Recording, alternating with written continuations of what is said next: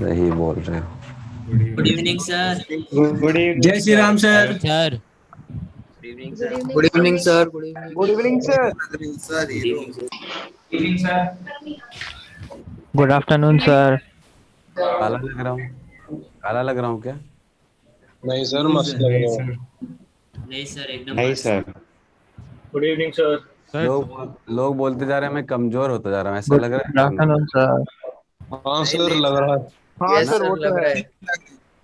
Yes बोल sir, रहे थोड़े हैं से हो रहे हो। नया हाँ चश्मा। सर। बोल रहे हैं पतले होते जा रहे हो। बेसिकली क्या हो रहा है कि मेरे ना लीवर में सर आवाज नहीं आ रही है सर।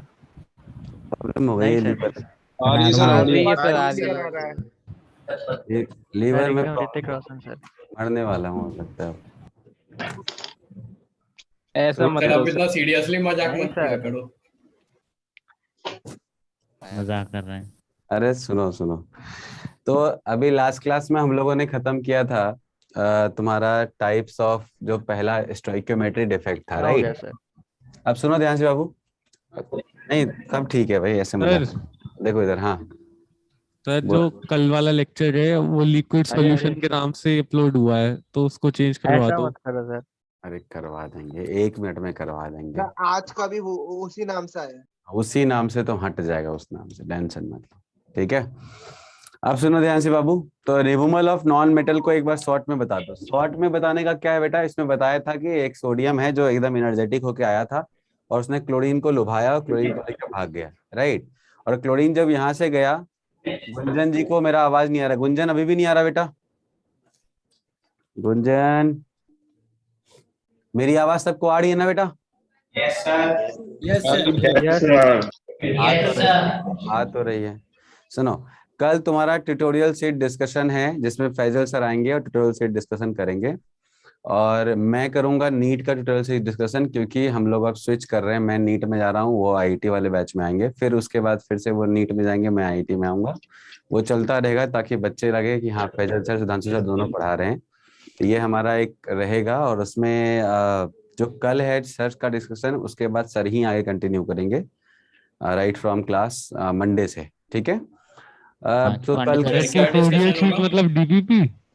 कल नहीं, क्लास नहीं हुई थी सर। डीपीपी नहीं, ट्यूटोरियल डिस्कशन वो सबसे इंपॉर्टेंट होगा, आना जरूरी है। रीजन क्या सर सुनो, होता क्या है? तो वो होता क्या है सर?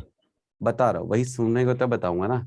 बेसिकली हर चैप्टर के बाद एक ट्यूटोरियल डिस्कस किया जाएगा आपके साथ, जिसमें 45 क्वेश्चंस के आसपास होंगे, ठीक है? टीचर जो है आपको जो भी best out of best advance के क्वेश्चन है, मेन लेवल में थोड़ा सा रहेगा, एडवांस लेवल में। तो एडवांस लेवल के क्वेश्चंस बेटा अल्टीमेटली आईक्यू से बनता है, नॉलेज तुम्हारे पास है, लेकिन उसको आप अप्लाई कैसे करते हो उस पर डिपेंड करता है एडवांस का क्वेश्चन सॉल्व होगा कि नहीं होगा। अगर इतना आसान होता तो हर बच्चा पढ़ रहा होता है, हर बच्चा आईटी पहुंच जाता। तो इसीलिए अगर तू डिस्कशन के दौरान अगर कोई कॉम्प्लेक्स सिचुएशन सा माइंड में आए, तो वहां पर ये समझ जाना कि क्वेश्चन एडवांस लेवल का है, तो ऑब्वियसली इतने हलवा टाइप नहीं खाएंगे, उसको थोड़ा सा चबाएंगे, लोहे तरह होगा वो। कभी कभी लोहे की तरह भी क्वेश्चंस रहते हैं, उसमें थोड़ा दिमाग लगाना पड़ता है, लेकिन इनपुट्स जो होंगे वो सारे के सारे थियोरेटिकल इनपुट्स होंगे जो हमने करवा रखे हैं। तो इसीलिए वहां पर 10 क्वेश्चन में से मान लो 4 क्वेश्चन ऐसा होगा जो कि बहुत अच्छा होगा, और 6 क्वेश्चन ऐसा होगा जो ऑन एन एवरेज ठीक ठाक सा होगा, जो कि आप कभी भी सॉल्व कर सकते हो। तो अगर आपके उस 4 में से अगर एक भी क्वेश्चन आपसे हो रहा है या 2 क्वेश्चन भी हो रहा है, तो समझ जाना तुम्हारा प्रिपरेशन ठीक लेवल पे जा रहा है, एडवांस में ऐसा ही होगा, ठीक है? बाकी तो जेई मेन का लेवल जो उसी में कुछ क्वेश्चंस होगा, या फिर जेई मेन एडवांस ऐसा कुछ बायफर्केशन नहीं होता इजी क्वेश्चंस के अंदर। तो इसीलिए हो सकता है कि वैसे क्वेश्चंस भी लगेंगे जो जेई मेन लेवल हैं, बट वो एडवांस में भी पूछे जा सकते हैं। तो ट्यूटोरियल सीट का एकमात्र मोटो होता है एडवांस लेवल क्वेश्चन प्रैक्टिस। जो हमने पढ़ा दिया, नॉलेज बहुत सारा आ चुका है, सब कुछ पता है कौन क्या कैसे कहाँ होता है। अब उसके बाद क्वेश्चंस हैं, तो क्वेश्चन सॉल्व करने के दौरान अपना भी दिमाग लगाना पड़ता है। लेकिन सर कल की चूंकि 45 क्वेश्चन है और 1.5 घंटे का सेशन है, तो ऑब्वियसली 45 क्वेश्चन 1 to 1 डिस्कस नहीं करना पॉसिबल नहीं हो पाएगा आपसे ऐसे 1 to 1 बात करके। तो वो डिस्कस करते चले जाएंगे और आप लोग उसको देखते चले जाना, जहां अगर प्रॉब्लम हो तो बीच में रोक के पूछ लेना, ठीक है बाबू? अब सुनो ध्यान से सर सॉलिड स्टेट आपने पढ़ा है, आप ही डिस्कस कर लीजिए उस चैप्टर का। बेटा। सॉलिड स्टेट मैंने पढ़ाया है, लेकिन प्रॉब्लम क्या है ना कि उसमें अब इंट्रोड्यूस किया जा रहा है टीचर को। जैसे मुझे इंट्रोड्यूस किया जा रहा है नीट के बैच में, मैं नीट में आप अगला चैप्टर लेने वाला हूँ, और फैजल सर को इंट्रोड्यूस किया जा रहा है तुम्हारे बैच में। तो इस कारण से हम दोनों का अब इंट्रोडक्शन चल रहा है अलग अलग बैच में, ताकि बच्चे कंफर्टेबली स्टार्ट करें, ठीक है। और बाकी देखो, अगर मान लो कुछ ऐसी बात है जो लेट सपोज क्वेश्चन मतलब थ्योरी के दौरान रह गई हो, तो फैजल सर उसको बता देंगे क्वेश्चन सॉल्व करते दौरान, ये भी पॉसिबिलिटी है, क्योंकि इनफिनाइट है हर सब्जेक्ट। तो हो सकता है एक क्वेश्चन ऐसा हो जो एडवांस लेवल पे हो और उसमें एक ऐसी क्वेश्चन ऐसे कंसेप्ट की रिक्वायरमेंट हो, ऑल ऐसा कोई कंसेप्ट बचा नहीं है, बट फिर भी इन केस तो वो बता देंगे। वैसे मैं नीट में जाऊंगा तो उसमें दिव्येंदु सर पढ़ा रहे हैं, तो दिव्येंदु सर ने लेट सपोज कुछ ऐसा मिस कर दिया होगा तो मैं वो वहां समझा दूंगा। तो थोड़ा सा टीचर का इंटरमिक्स होना भी जरूरी है, ताकि कुछ उनके भी ज्ञान तुम्हारे पास आए, कुछ तो मेरे पास, मेरे तो बहुत सारे चले ही गए, ठीक है। तो अच्छा है ये। सर क्वेश्चन हो नहीं रहे सर अभी। Okay sir. सर डीपी कौन में पता नहीं क्या क्या पूछ रहे सर। क्या क्वेश्चन? सर सर ऑक्टाहेड्रल के बारे में पूछ रहे सर।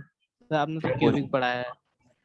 ऑक्टाहेड्रल का पूछा, मतलब ऑक्टाहेड्रल ही पढ़ाया? ऑक्टाहेड्रल क्या होता है? वॉइड सर होता है? मतलब सॉरी सर, जो टेट्राहेड्रल है सर, जो मतलब लैटिस है सर, टेट्राहेड्रल। सर जैसे डीपी में क्वेश्चन था कि the ratio of volume of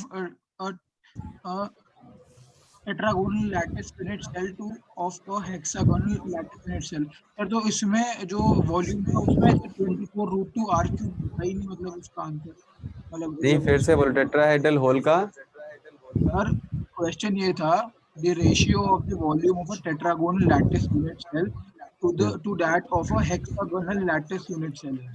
हाँ, क्या दिक्कत है? सर तो इसमें जैसे जो लाइक आपने बताया था कि हेक्सागोनल लैटिस यूनिट सेल का जो वॉल्यूम होता है वो 24 √2 r³ होता है सर, लेकिन उसमें ऐसे तो लाइक उसमें से सॉल्व कर ही नहीं रखा था, मतलब नहीं उसमें तो ये वॉल्यूम आ ही रहा था। मैं एग्जैक्टली क्वेश्चन देख लेता हूँ क्या है इसके अंदर। डीबीपी कौन सा है? सर वो क्वेश्चन में वॉइड के बारे में बात की हुई थी, हमें वॉइड की रेशियो बतानी है वॉल्यूम की, टेट्राहेड्रल और वॉइड है। तो जो आपने वो फॉर्मूला नहीं बताया था हमें, वॉइड अपॉन जो रेडियस वाला था, radius of cation upon radius of anion, आपने बताया नहीं था कि वॉइड से हाँ, सर रिलेशन। वॉइड का क्वेश्चन नहीं है, सर वॉइड का नहीं है, वो लैटिस यूनिट सेल का ही है। टेट्राहेड्रल लैटिस यूनिट सेल होता ही नहीं है ना बेटा, सर वो टेट्राहेड्रल। क्वेश्चन में यही गिवन है कि रेशियो, सर मैं वॉइड के बारे में कुछ लिखा ही नहीं हुआ, मतलब लैटिस यूनिट सेल लिखा। सर एग्जैक्टली क्वेश्चन है मेरे पास सर, बोलूं? हाँ एग्जैक्टली क्वेश्चन बोलो। Sir ratio of volumes of tetragonal lattice tetragonal, देखो टेट्राहेड्रल बोल रहा था। लैटिस सेल टू हाँ। That of hexagonal lattice cell is, sir condition दी हुई है, both have same respective length. तो टेट्रागोनल यूनिट सेल बेसिकली हमें पढ़ना नहीं है, ये मैंने आपको पहले भी बोला था, अभी भी बोल रहा हूँ। जो डीबीपी के क्वेश्चंस होते हैं वो प्रीवियस ईयर्स, बहुत पुराने क्वेश्चन जो कभी आए हुए होंगे। प्लीज मेरा माइक को म्यूट कर लो, माइक को म्यूट करो, माइक म्यूट करो, ठीक है। कोई भी क्वेश्चन जो टेट्रागोनल, जो क्वेश्चन रोम्बोहेड्रल, जो क्वेश्चन अदर जो टाइप मोनोक्लिनिक ट्राइक्लिनिक के ऊपर आए, उनको एज इट इज स्किप करके आगे बढ़ो। रीजन क्या है? टाइम वेस्ट मत करो, नहीं आएंगे उससे एक भी क्वेश्चन आएंगे क्यूबिक से और हेक्सागन से। तो क्यूबिक और हेक्सागन अगर कॉन्फिडेंट है, उसके सारे क्वेश्चंस बन रहे हैं, you are going in a right track. अगर वो नहीं बन रहे हैं तो फिर थोड़ा गड़बड़ है। अदरवाइज तो टेट्रागोनल का अपन देख लेंगे शेप कैसा होता है, उसके वॉल्यूम निकाल लेंगे। टेट्रागोनल का हमें पता तो है ही ना, ABCD अल्फा बीटा गामा में क्या रिलेशन होता है, इजंट इट? हमें पता है कि वॉइड बनता है। हाँ, तो हमें ये बात पता है, तो फिर हम उसके हिसाब से निकाल लेंगे। लेकिन मैं क्या बोल रहा हूँ तुम्हें कि हमें अभी उन सब में नहीं पढ़ना है, क्योंकि टाइम बहुत कम है और करना बहुत ज्यादा है। आज तो चलो एक डीबीपी का क्वेश्चन है, तुम लगा लेते हो, आज से 10 महीने के बाद क्या करोगे? तो वैसे करके थोड़ा ही तुम्हारे दिमाग में एक लैटिस के बारे में समझ में आएगा, एक लैटिस नहीं समझ में आएगा उसमें मैं 2 ही लैटिस अपन ओवरऑल लेके चलेंगे, एक चलेंगे क्यूबिक, दूसरा चलेंगे हेक्सागन।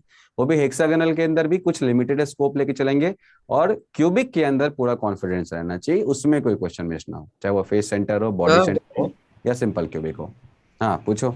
सर मैंने अभी चैट में क्वेश्चन भेजा 2018 का, इसके अंदर कुछ इन्फॉर्मेशन गलत लग रही है, एक बार प्लीज पढ़ के बता दीजिए। Consider N solid Na with NaCl structure, construct a new structure whose unit cell is constructed from the unit cell of Mx. Okay, following the sequential instruction given below, neglect the charge balance. Okay, remove all the anion X except the central one. Okay ठीक है, central one को हटा के सारे anion, मतलब सारे के सारे तुम्हारे सेंट्रल वन, मतलब यहाँ कॉर्नर के Cl माइनस हट corners जाएंगे के सारे हटा दो, है ना। Replace all the face centred cation. अच्छा एक बात यहाँ देखो ना, यहाँ पे इन्होंने फेस सेंटर पे केटायन रखा है बाय एक्स, मतलब एनायन से रिप्लेस कर देना है। Remove all the corner cation that is M, replace the central anion X with cation M।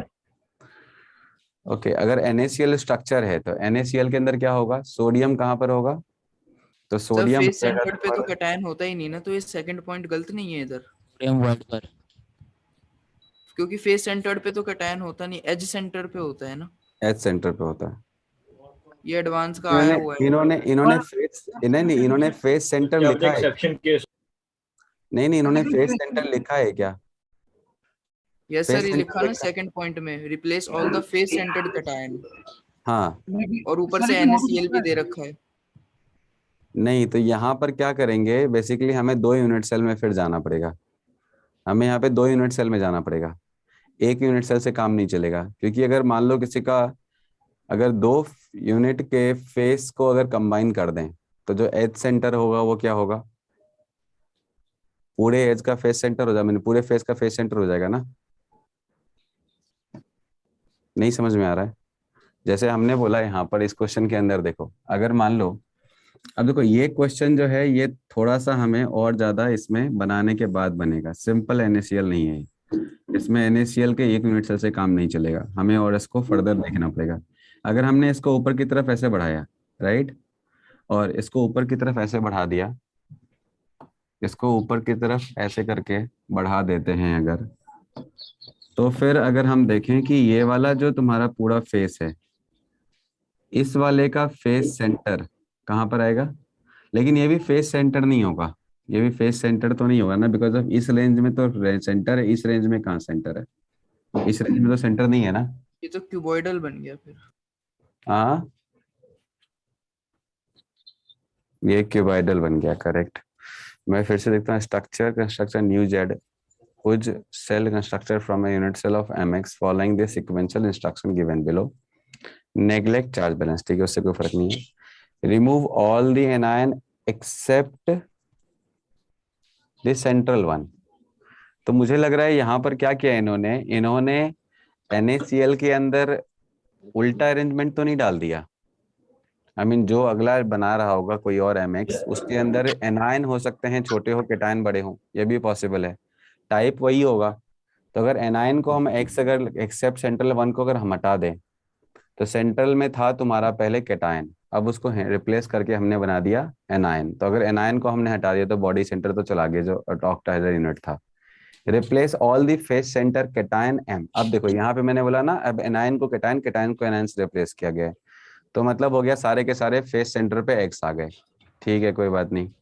तो मतलब ये हो गया कि जब हम लोगों ने पहले लिखा था कि Na कहाँ पर था बेटा, Na कहाँ पे था, Na था तुम्हारा वॉइड में, राइट, Na था वॉइड में, और Cl कहाँ था तुम्हारा, Cl था तुम्हारे लैटिस साइड पे, CCP पे था, है ना, ये था। अब इन्होंने mx टाइप तो सेम ही है, वही दोनों चीजें ऑक्यूपाई हो रही हैं, बस में क्या करा इन्होंने कि M प्लस को अगर मैं किस में डाल दूं, तो M प्लस को अगर मैं CCP पे डाल दूं, अगर X माइनस को मैं कहाँ डाल दूं, फेस सेंटर पे डाल दूं, है ना, मतलब फेस सेंटर एक ही तो बात है, एक मिनट रुक जाओ, फेस सेंटर क्यूबिक नहीं, वॉइड पे डाल दूं, ठीक है, वॉइड पे डाल दूं। अब इस क्वेश्चन को सोच के देखते हैं तो शायद सीधा हो जाएगा। अब ये क्वेश्चन बोलता है कि remove all the anion X except the central one, मतलब है कि जो एनायन X था वो कहाँ पे था, तो वो वहां था एज सेंटर पे था, राइट, एज सेंटर पे था, और कहाँ था बेटा, और था बॉडी सेंटर, बॉडी सेंटर पे। तो अगर बॉडी सेंटर वाले को हम हटा देते हैं तो बचेगा क्या, बस एज सेंटर, एक्स का तो एज सेंटर आ चुका है। अब अगला क्या बोल रहा है, replace all the face centre cation M by X, मतलब क्या हुआ, मतलब CCP के अंदर क्या क्या थे बेटा, CCP के अंदर थे फेस सेंटर, और क्या क्या था बेटा, और क्या था, और था कॉर्नर, करेक्ट है।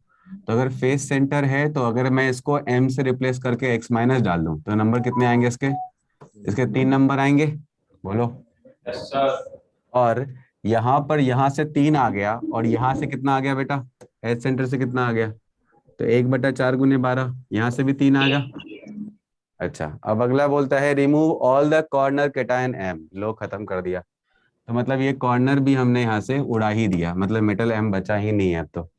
फिर बोलता है replace all central anion x with cation. अब ये सेंट्रल एनायन, सेंट्रल एनायन का क्या मतलब है यहाँ पर? सेंट्रल एनायन का मतलब हो गया, ये अगर सेंट्रल एनायन की बात करें तो सेंट्रल एनायन, अब पहले एनायन कहाँ था, वॉइड में था, तो वॉइड या तो एच सेंटर था या तो क्या था बेटा?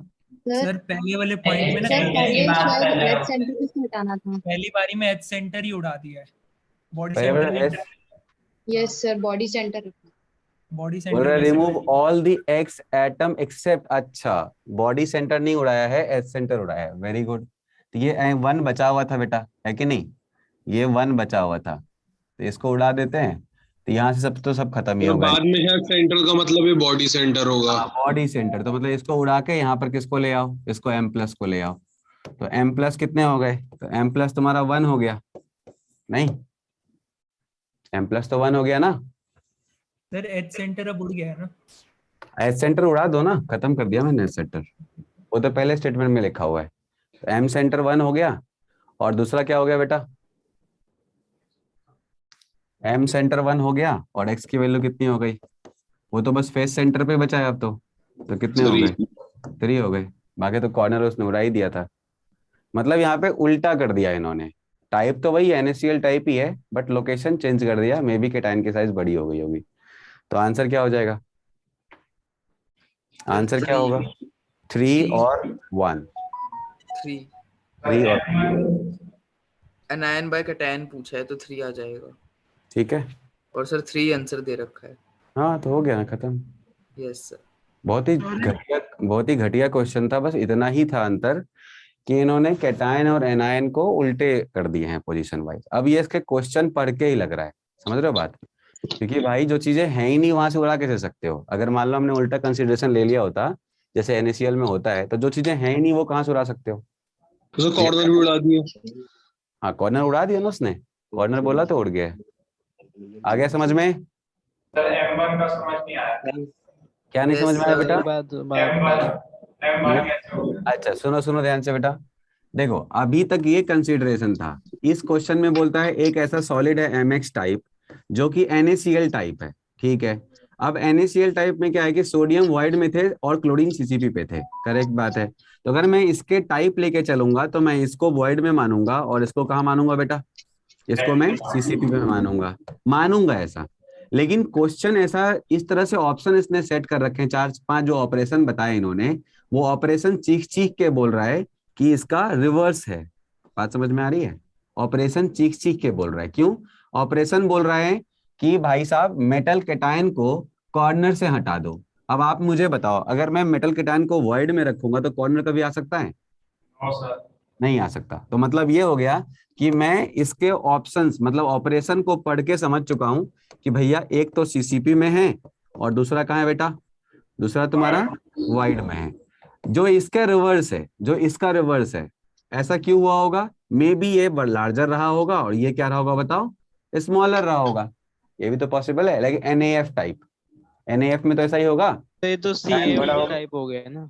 नहीं CaF2 टाइप नहीं हुआ ना बेटा, ये तो NaF टाइप। CaF2 में तो टेट्राहेड्रल वॉइड आता है, CaF2 में टेट्राहेड्रल वॉइड आता है ना बेटा। Yes sir. CaF2 में टेट्राहेड्रल वॉइड ऑक्यूपाई होता है सारा वाला। NaCl बोलने का मतलब ये है कि 2 लैटिस पॉइंट्स हैं, आई मीन 2 तरह के पॉइंट्स हैं। कौन कौन से हैं? एक तुम्हारा CCP पॉइंट्स हैं और दूसरा ऑक्टाहेड्रल वॉइड है। बात समझ में आई? अगर वो CaF2 टाइप बोल देता तो मैं ये समझता कि भाई साहब CCP है और कौन है, और सारे टेट्राहेड्रल वॉइड हैं। बात समझ में आई? बात समझ में आ गई? 1 मिनट पहले रुक जाओ, ये बात समझ में आ गई बेटा पीछे वाले को? Yes sir. अच्छा ठीक है। अब यहाँ पर जो इसने ऑपरेशन बोले, पहला ऑपरेशन तो क्या बोला इसने? तो पहला ऑपरेशन इसने बोला, जो स्टेटमेंट यहाँ लिखा हुआ है कि remove all the anion except the central one. मतलब क्या हुआ?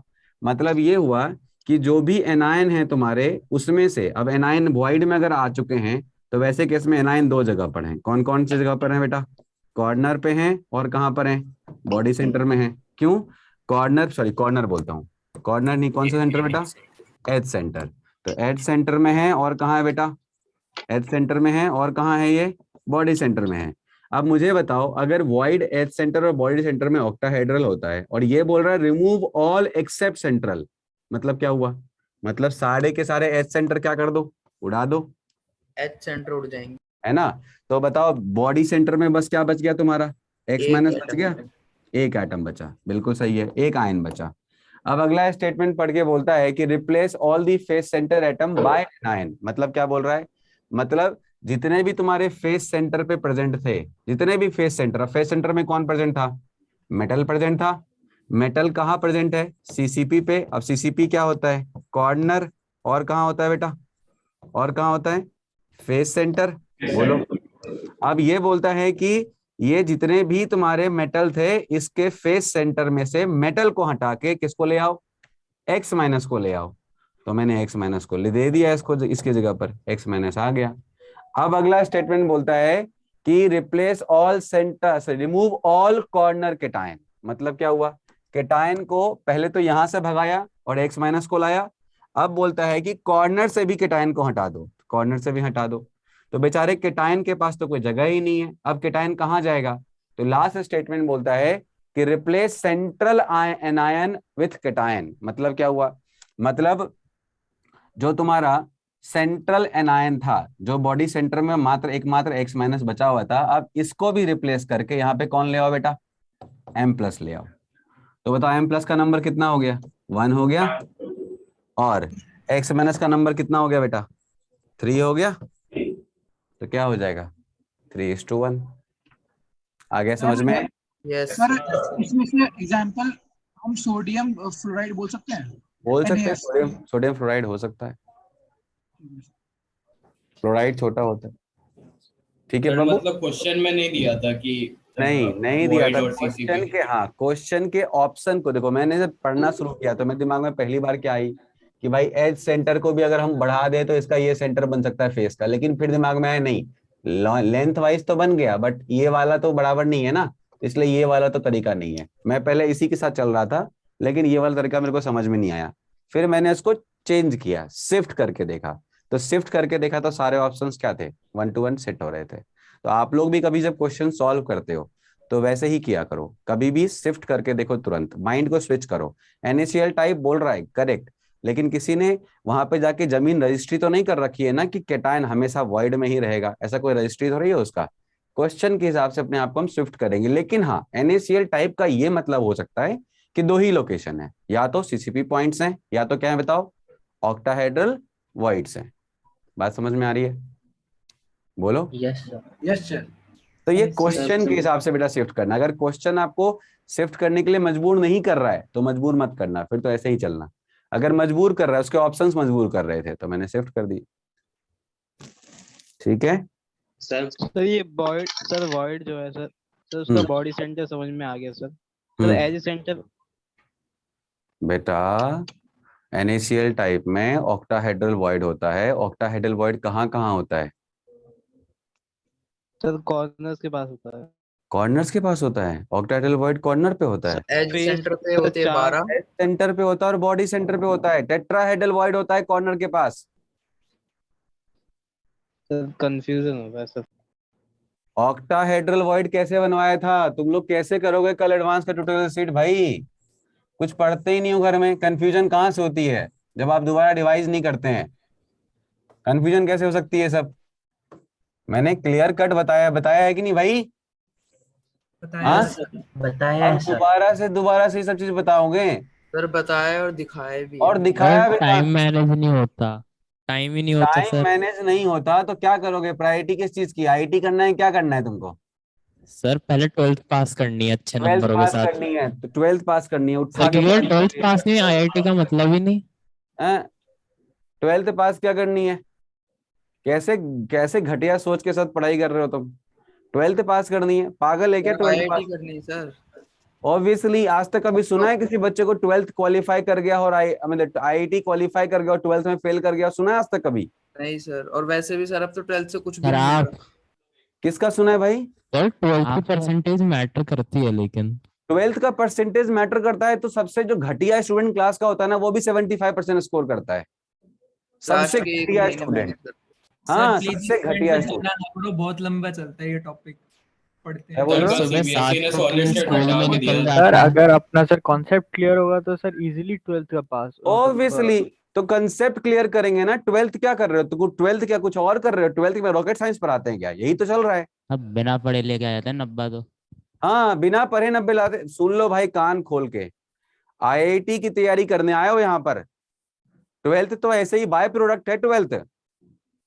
अब एक बात बताओ, अपन मूवी देखने जाएंगे तो क्या टेलर क्या हमें पैसे देके देखने पड़ेंगे कि टेलर ऐसे ही दिखा देगा? वो बोलो ऐसे ही दिखा देगा सर। और क्या, 12th क्लास टेलर है, मूवी तो IIT है। ये बोल रहे 12th करेंगे पहले तो, मतलब ड्रॉप लेने का तुम्हारा पूरा चांस बना हुआ है। जो बच्चा 12th सोच के आगे बढ़ेगा, सोच लो तुम ड्रॉप लेने को तैयार हो, और कोई बात नहीं है। सर मैंने रिसेंटली ज्वाइन किया है, मैं कैसे मैनेज करूं? कैसे मैनेज करूं? समस्याएं हैं समस्या। नहीं आप सर, एकदम आप एकदम टेंशन मत लो बेटा। अभी नया चैप्टर स्टार्ट हो रहा है, इस चैप्टर में थोड़ा आपको इश्यू होगा, इसमें कोई शक नहीं है। अभी ये चैप्टर खत्म भी हो चुका है तो आपको इश्यू नहीं है, खत्म हो चुका है ये पेन। अब नया चैप्टर स्टार्ट होगा, फैजल सर करवाएंगे और उसमें आप आराम से शुरू कर सकते हैं अपनी कहानी नए चैप्टर के साथ, जिसका इस चैप्टर से कोई लिंक नहीं है। बात समझ में आ गई? तो नए चैप्टर से शुरू करो, इस चैप्टर को धीरे धीरे करके इसके रिकॉर्डिंग्स निपटाओ। ठीक है बेटा? चलो अब देखो, ये ऑक्टाहेड्रल वॉइड वाले के लिए है। ये बताया था, दिखाया भी तो था बना के प्लेन में, ये एच सेंटर दिखा। अब ऊपर एक बनाओगे ऐसे करके, देखो ये बना ऑक्टाहेड्रल वॉइड। यस ये सर, बन ऐसे गया। एक बॉडी के बीच में भी बन जाएगा। तब ऐसे ही बॉडी के बीच में बन जाएगा। ये 6 ऐसे बनेंगे तो ऐसे अच्छा सर, करके, याद आया सर, हाँ। आपने लास्ट में बताया था ये। और क्या, 12 एच सेंटर है तो 12 वॉइड बनेंगे। कैसे कर रहे हो बाबू? चलो ठीक है, अब समय नहीं, सॉरी बोलने की बात नहीं है। अब प्लीज आप लोग डाउट से अभी तो रुक जाओ, मेरे को चैप्टर निपटाने दो आज, फिर तुम लोग डाउट के लिए भी 10-20 मिनट बचेगा मेरे पास। ठीक है, फिर निपटा दूं इसको, खत्म करते हैं यार। यस सर, खत्म कर दीजिए आज। ठीक है, खत्म करते हैं। कल ट्यूटोरियल सेशन है भाई। देखो यहाँ ये समझ में आ गया था सबको? ये समझ में आ गया था? Yes sir, very good. अब सुनो, जैसे देखो अभी तुमने एक क्वेश्चन पूछा ना मेरे से IIT एडवांस का, मैंने आज तक कभी कोई क्वेश्चन जिंदगी में नहीं किसी चीज के मतलब ऐसे बैठ के लगाया है। ठीक है, मैं बस हमेशा जो क्वेश्चन आता है स्टार्ट करता हूँ, बना देता हूँ।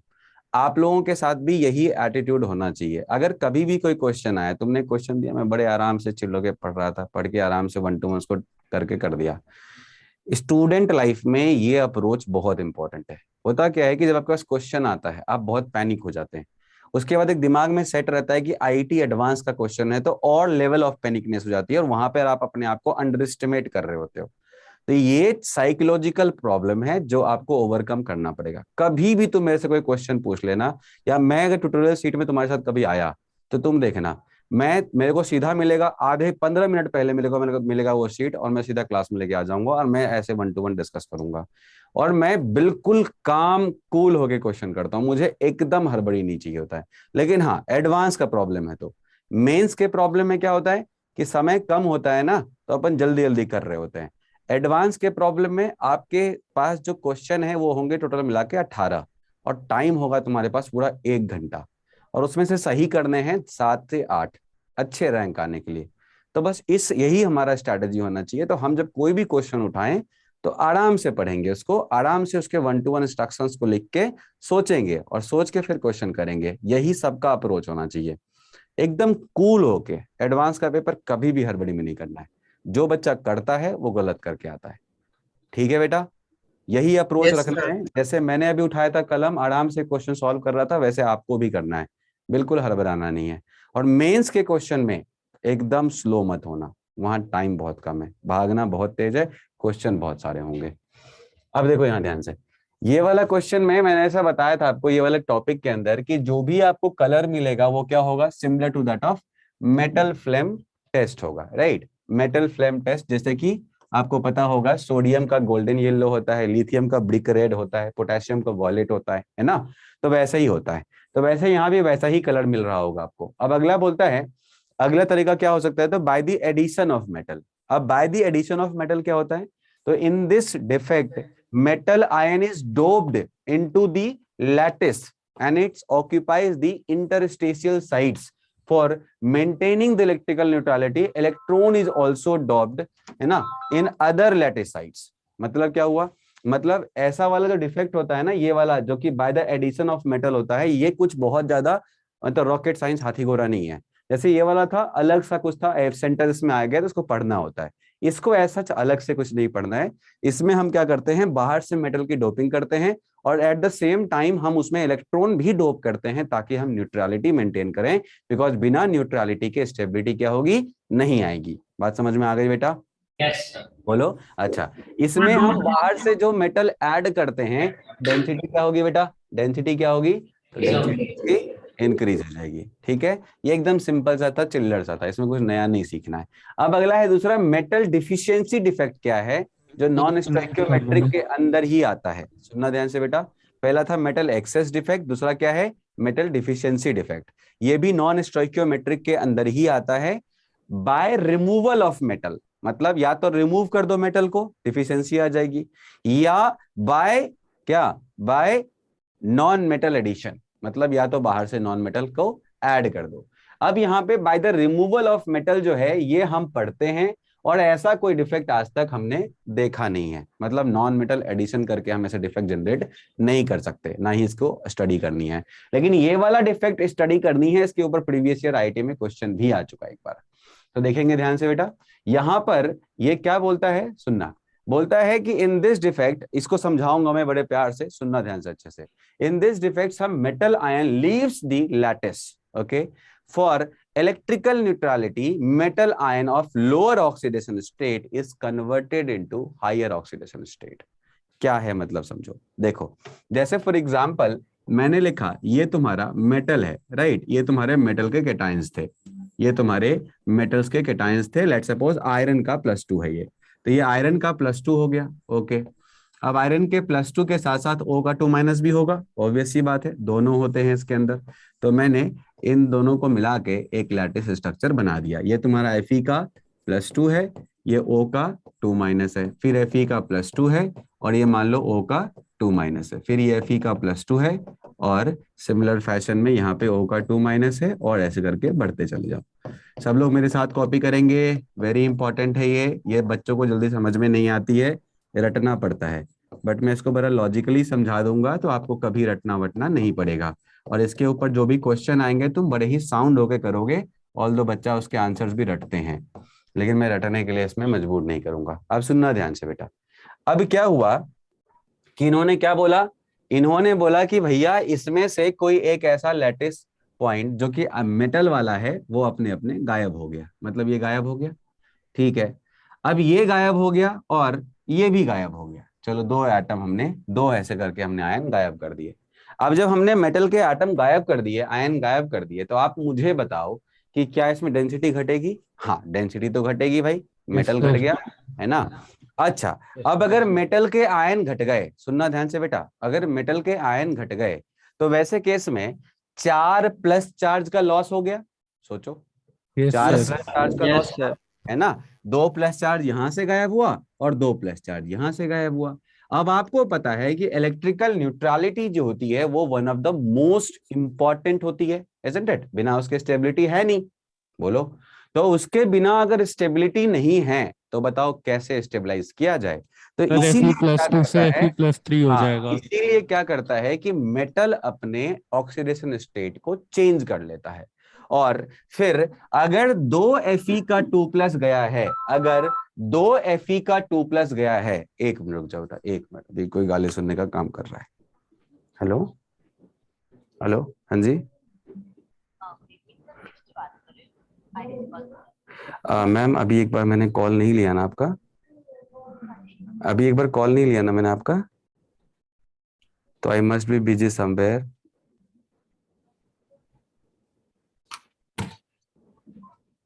ठीक है, अब सुनना ध्यान से। अब अगर मैं यहाँ पे बोलूं कि अगर आपके पास अगर यहाँ पे 2 केटायन गायब हुए तो मतलब है 4 प्लस चार्ज का लॉस हुआ, 4 प्लस चार्ज का लॉस हुआ बेटा। अभी 4 प्लस चार्ज को अपन अगर क्या करना चाह रहे हैं, अगर अपन इसको कंपनसेट करना चाह रहे हैं तो मुझे कितने Fe2 प्लस को Fe3 प्लस पे कन्वर्ट करना पड़ेगा? 4 को करना पड़ेगा। अब सुनो बात, यहां पर एक इंपॉर्टेंट बात क्या आ गई, यहां इंपॉर्टेंट बात ये आई कि जितने चार्ज का लॉस होगा, जितने केटायन का लॉस होगा, उसका दुगुना एग्जिस्टिंग केटायन अपने अगले ऑक्सीडेशन स्टेट की तरफ क्या करेगा? मूव करेगा। अगर 2 गया तो कितना मूव करेगा बेटा? 4 मूव करेगा। बात समझ में आई? अगर 2 गया तो कितना मूव करेगा? 4 मूव करेगा। अगर 3 गया होता तो 6 मूव कर रहा होता, राइट। तो मैं यहाँ पर कोई भी ऐसा 4 को हमें +3 से +2 से +3 पे कन्वर्ट कर देता हूं। तो ये +3 चला गया, ये +3 आ गया और ये +3 आ गया। तो मुझे बताओ अब क्या चार्ज बैलेंस है? हाँ, अब चार्ज बिल्कुल बैलेंस है। अब बात समझो ध्यान से। तो वही यहाँ पर एग्जांपल है कि पहले FeO था, अब Fe 0.93O है। सर ये क्या मतलब हुआ? मतलब ये हुआ कि यहाँ पर जो Fe 0.93O है ये बताता है कि 0.93 ही अब क्या बचा हुआ है? Fe का +2। पहले ये पूरा क्या था? 1 था। अब कितना बचा है बेटा? 0.93 बचा है। क्यों? क्योंकि 0.07 किस में कन्वर्ट हो गया? 0.07 Fe+3 में जा चुका है। बात समझ में आ रही है बेटा? Fe+3 में जो है 0.07% जा चुका है, बाकी 0.07 फ्रैक्शन जा चुका है, बाकी जो 0.93 है वो अभी भी Fe2+ मेंटेन्ड है। हाँ पूछो बेटा। एक तो आप लोग बीच में पूछते हो फिर चुप हो जाते हो, पूछो। नहीं सर ये ऑक्सीडेशन स्टेट क्या होता है? ऑक्सीडेशन स्टेट क्या होता है? रिडॉक्स। बहुत कुछ एक्सप्लेन करना पड़ेगा इसके लिए बेटा। मतलब रिडॉक्स ही नहीं करवाया आपने? मैंने नहीं कराया। फैजल सर ने पुराना कराया। 11th वाला बैच है हमारे माई क्लास, उनका हमारे में भी हुआ तो रिडॉक्स। तुम्हारे Fe+2 और Fe+3 वाले रिडॉक्स, ये रिडॉक्स है। ये नहीं है सर। ये तो बता दा, रिडॉक्स रिडॉक्स है। चैप्टर नहीं हुआ। रिडॉक्स नहीं कराया था आपने। हाँ रिडॉक्स करवाना है जो कि बैलेंसिंग वाला पार्ट है, इजंट इट? यस बैलेंसिंग वाला पार्ट नहीं करवाया हुआ है और बाकी उसके जो टाइट्रेशन होते हैं। लेकिन Fe+2+3 क्या होता है ये आप पूछ रहे हो ना। Fe+2+3 बहुत सिंपल चीज है, कुछ भी नहीं है भाई। मेटल जो है आयरन 2 तरह से बॉन्ड बना सकता है। एक 2 बॉन्ड बना सकता है, एक 3 बॉन्ड बना सकता है।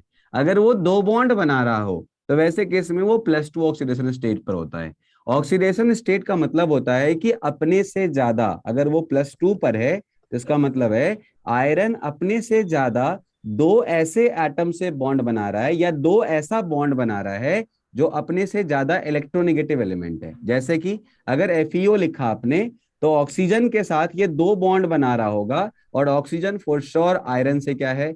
मोर इलेक्ट्रोनेगेटिव है। वही अगर मान लो Fe, या छोड़ो कोई और मान ले, बात कर लेते हैं, मान लो कार्बन है। अब कार्बन मान लो +4 पर है, इसका क्या मतलब है? तो +4 का मतलब कार्बन होता है कि कार्बन अपने से ज्यादा इलेक्ट्रोनेगेटिव एलिमेंट से 4 बॉन्ड बना रहा है। मान लो कार्बन -4 पर है, मतलब है कार्बन अपने से कम इलेक्ट्रोनेगेटिव से 4 बॉन्ड बना रहा है। ये मतलब होता है बेटा इसका, ठीक है? बेसिकली 0.93 वाला फिर से बता देना, नेट गया। मैं समझा रहा हूँ 0.93, बीच में रोक दिया था आपने। देखो यहां पर क्या हो गया कि पहले पूरा +2 था। ये बात समझ में आ रही है इसको देख के? पहले पूरा +2 था, लेकिन जैसे करके 2 आयरन भागे बाहर, तो उस केस में आप मुझे बताओ जो बचा हुआ है वो कंपैरेटिवली अब नंबर में क्या है? कम है ना? कंपैरेटिवली नंबर में कम है भाई। पहले पूरा Fe+2 था, अब क्या हो गया? अब यहां पर तुमको दिख रहा होगा कि +2 की जगह पर अब +3 आ चुके हैं। वो भी कितने? 2 की जगह 4 आ चुके हैं। 2 गया है और 4 +2+3 में कन्वर्ट हो गया। 2 गया है और 4 +2+3 में कन्वर्ट हो गया। तो अगर आपसे कोई पूछेगा कि बताओ मुझे इसमें Fe प्लस 3 आई मीन 0.93 ओ के अंदर कितने Fe का प्लस 3 है और कितना Fe का प्लस 2 है। अगर मान लो कोई क्वेश्चन पूछता है कि Fe 0.93 ओ में कितने Fe का प्लस 2 है और कितने Fe का प्लस 3 है, तो मैं बोलूंगा 0.93 Fe2 होगा और 0.7 होगा उधर। नहीं नहीं नहीं नहीं नहीं नहीं नहीं, ये नहीं होगा, मैं वही समझा रहा हूं तुम्हें। अगर मान लो क्वेश्चन आता है कि Fe के 0.93 में Fe 0.93 ओ में कितना परसेंट Fe का प्लस 3 है और कितना परसेंट Fe का प्लस 2 है, ठीक है, ये क्वेश्चन आ गया। तो वैसे केस में मैं क्या बोलूंगा कि देखो सर, बेसिकली यहाँ जो 0.7% का लॉस हुआ है, 0.07 पर जो 0.07 प्लीज प्लीज एक मिनट रुक जाओ बाबू, 0.07 का जो लॉस हुआ है वो क्या हुआ है, वो भागा है, वो भागा है कि नहीं, वो भागा है। 0.07 क्या होगा, भागा होगा, तभी तो 0.93 बचा है। ये बात समझ में आ रही है? यस। अच्छा, अगर ये 0.07 जो है वो Fe का प्लस 2 भागा है, अब आप मुझे बताओ एक Fe के प्लस 2 के भागने से कितना Fe का प्लस 3 बनता है? दो। यही मैं समझाना चाह रहा हूँ, यही मैं समझाना चाह रहा हूँ। वो क्या पूछ रहा है कि Fe के 0.93 ओ में कितना Fe का प्लस 3 है और कितना Fe का प्लस 2 है, ये पूछ रहा है वो। अब मैं दिमाग लगाऊंगा कि 0.07 जो भागा है वो कौन भागा था, Fe का प्लस 2 भागा है, बोलो।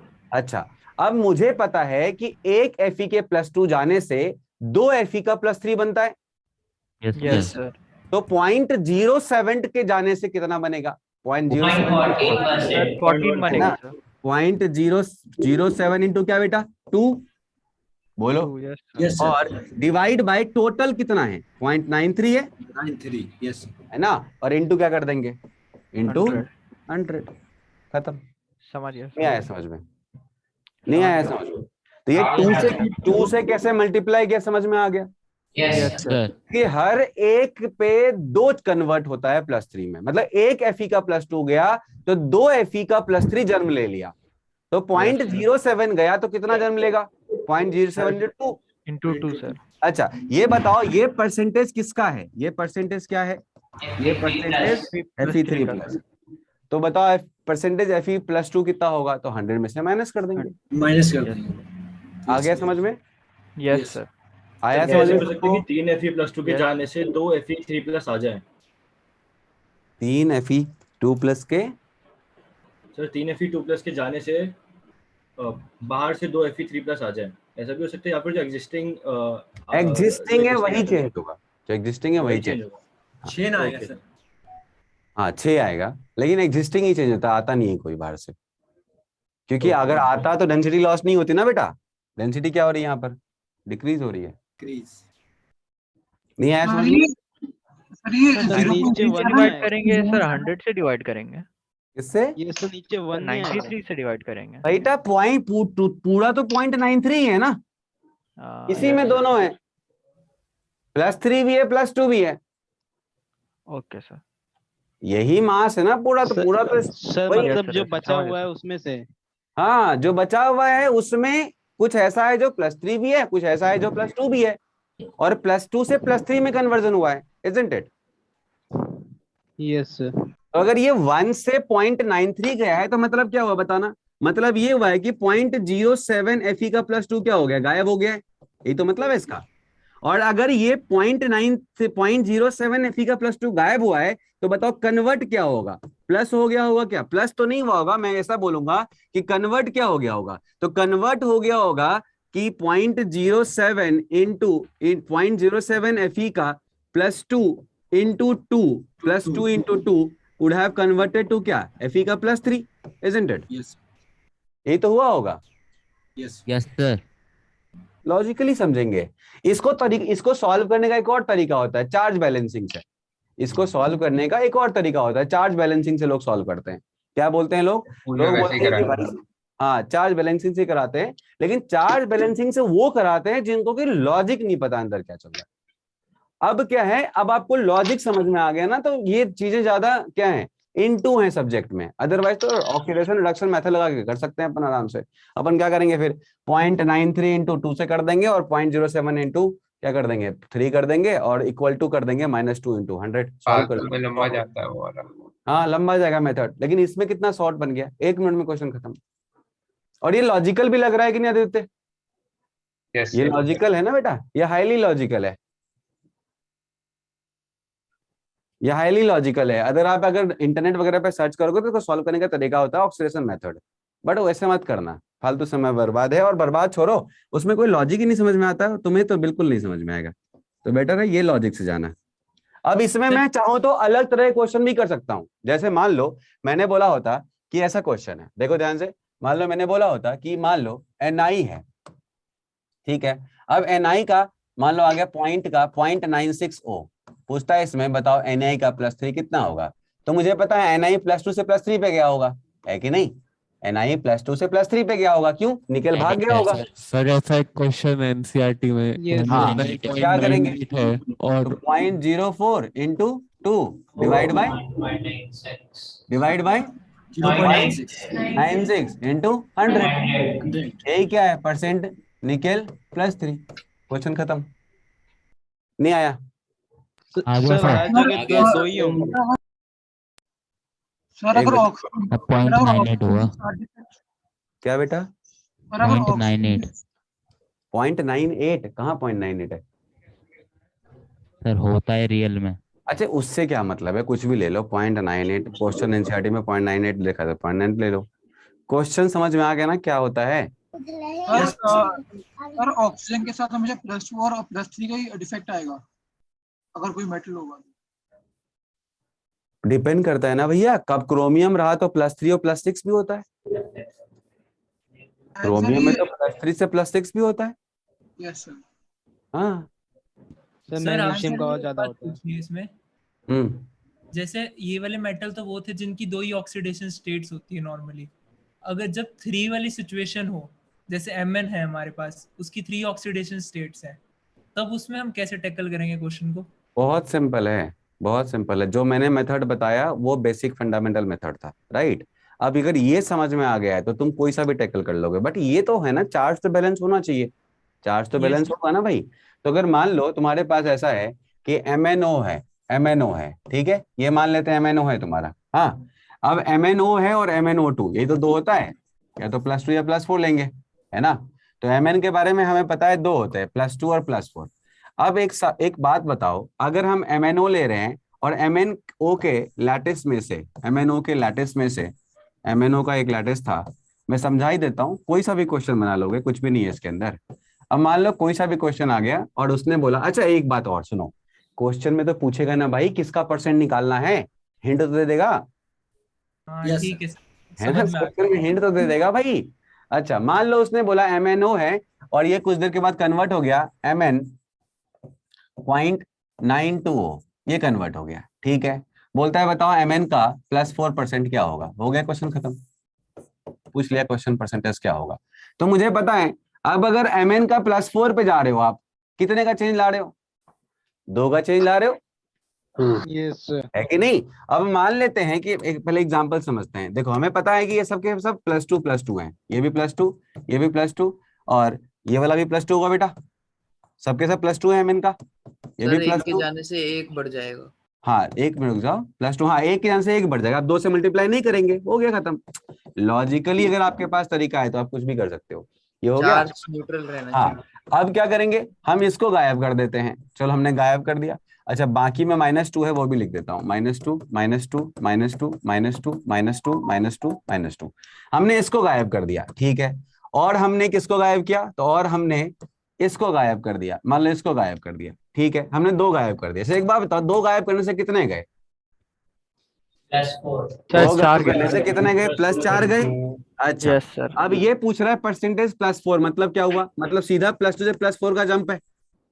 Yes sir. मतलब ये जो +2 था ये किस में कन्वर्ट होगा, अब ये किस में कन्वर्ट होगा, +4 में कन्वर्ट होगा। यस +4 में कन्वर्ट हो गया। अच्छा एक बात बताओ, जैसे +2 से +4 में 2 कन्वर्ट हुआ, क्या वो +4 का चार्ज बैलेंस हो गया?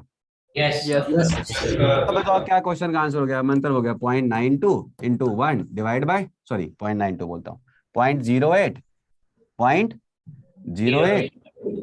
1 डिवाइड बाय 0.92 into 100। 8.7%। सर अगर दोनों का साइमल्टेनियसली पूछो था, जैसे mn+4 और mn+6 का इसी क्वेश्चन में दोनों का साइमल्टेनियसली नहीं पूछ सकते, नहीं पूछ सकते। ठीक है। ठीक है बाबू, हमने ये वन Yes, कैसे sir. समझ में आ गया, वन कैसे समझ में आ गया? एक के Yes, बदले एक sir. ही तो ऐड कर रहे हो, एक के बदले Yes, आप एक ही ऐड कर रहे हो। आई मीन एक के बदले एक ही का ऑक्सीडेशन स्टेट बढ़ा रहे हो। जो +2 गया वही उसी को कंपनसेट करने के लिए एक ही एटम था Mn का जो +2 से +4 पे चला गया। तो एक के बदले एक, तो एक के बदले एक तो मतलब क्या हो गया? एक हो गया। वहां पे क्या था? एक के बदले 2 था, है ना? एक के बदले 2 था। चलिए सर हाँ बेटा सर पूछो। ये 0.08 का क्या है? बेटा 0.92 आ गया ना, देखो कहाँ गया क्वेश्चन, ये है ना 0.92, तो ये 1 में से ही तो माइनस हुआ है। Okay sir. ये जो गायब हुए हैं ना, इस कारण से 1 से क्या बन गया? ये 0.92 बन गया। ओके तो कितना गायब हुआ? कितना गायब हुआ बेटा? 0.08 गायब हुआ, है ना? 0.08 गायब हुआ। और 0.08 जो गायब हुआ उसके कारण जो चार्ज डिफिशियंसी आई वो कितने की आई? +4 की आई। 1 +2 1 +2 +4 हो गया। तो अगर चार्ज डिफिशियंसी +4 की आई तो मुझे +4 कंपनसेट करना पड़ेगा। अब वो बोलता है Mn+4 का परसेंटेज क्या है? तो मुझे पता है अगर एक को मैं +2 से +4 पे कर दूं, दूसरे को भी +2 से +4 पे कर दूं, तो 2 एटम गायब हुआ और 2 +2 से +4 हुआ तो मेरा चार्ज बैलेंस हो गया।